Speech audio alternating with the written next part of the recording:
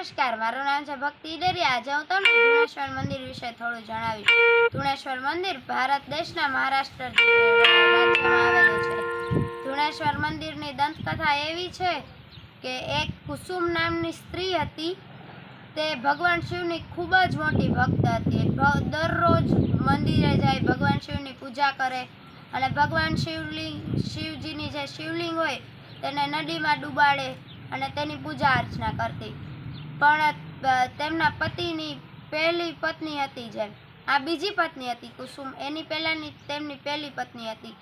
તે આ કુસુમને જોઈને ખૂબ ઈર્ષા થતી એને કે આ જો કેટલી ભક્તિ પૂજા કરે છે, આવું કરે છે, તેવું કરે છે।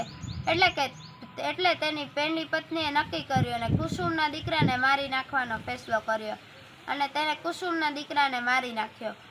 તો પણ કુસુમ એટલી ભગવાન શિવ પ્રત્યે એટલી લાગણી રાખતી હતી, તોય તે પોતાનો નિત્યક્રમ ચાલુ રાખ્યો। મંદિરે ગઈ, પૂજા કરી ભગવાન શિવ।